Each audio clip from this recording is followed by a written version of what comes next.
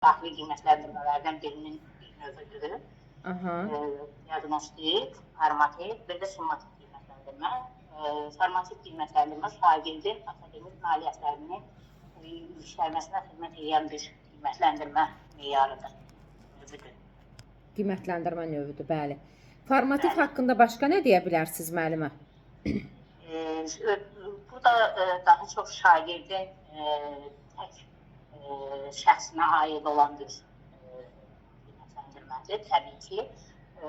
Bir də şagirdin belə deyək. Şagirdi formalaşdırıcı. Bəli, formalaşdırıcı bir qiymətləndirmədir. Müəllimə demişkən ki, mənə də gəldilər. Sizə də gəldilər. Qoymayın gəlsinlər. Bəli. Bəli. Şagirdin şəxsi öz nailiyyətlərini dinamik qiymətləndirmədir. Bəli, geri dönüşü olan qiymətləndirmədir. Doğru. Burada şagirdin yəni onun şəxsinə aid olan qiymətləndirmə növüdür. Onun nailiyyətinin izlənməsinə xidmət edən bir qiymətləndirmə. İzlənməsinə xidmət edən qiymətləndirmə, təlim nəticələrinin reallaşmasına xidmət edən qiymətləndirmə, şagirdi stimullaşdırıcı qiymətləndirmə, şagirdi formativ qiymətləndirmə, şagirdi formalaşdırıcı bir qiymətləndirmədir, dinamik qiymətləndirmədir, inkişafı addım-addım izləyən şagird monitorinqini təşkil edən bir qiymətləndirmə. Ən çox onu addım-addım izləyən bir. Bəli, müəllimə, doğrudur.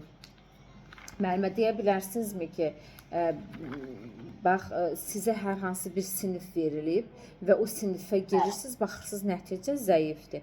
Bu zaman nə edərsiniz?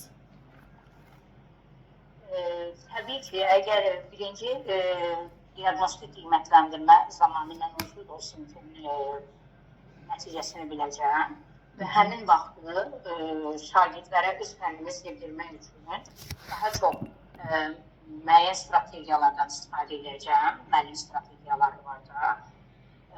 Bir də bu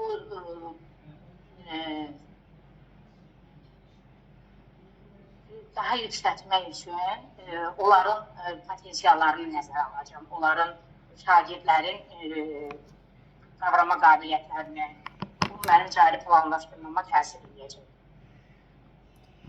Bəli, onların diaqnostikindən sonra müəllimə zəif və güclü tərəflərini müəyyənləşdirərəm.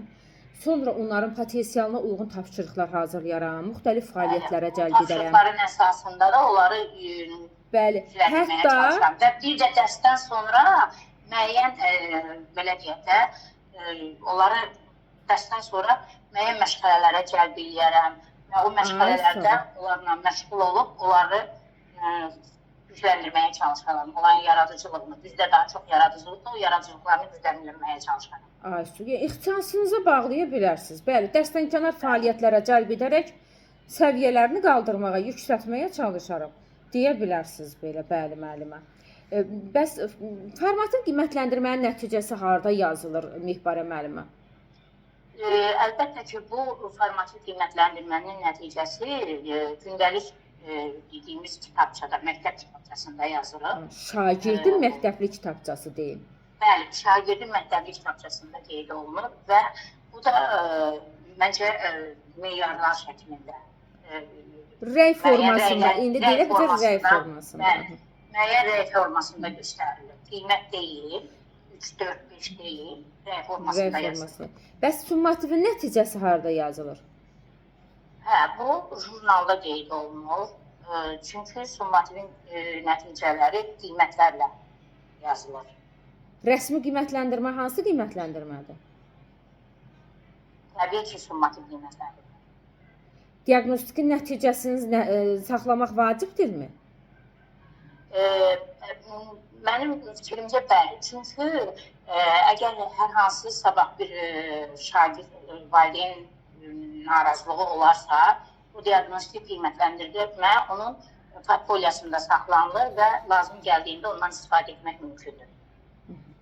Doğru müəllimə, qəşəng.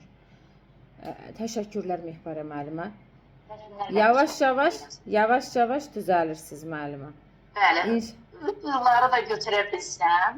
O ü-ünü konkret götürməliyik. Ü-ünü kimdə varsa onu yığışdırmalıdır. Ağaclarım, müəllimə, çox sağ olun. Minnətdarım sayənizdə. Çox sağ olun. Mən də sizə çox sağ olun müəllimə. Sonra gəlsin İradə Seyidova.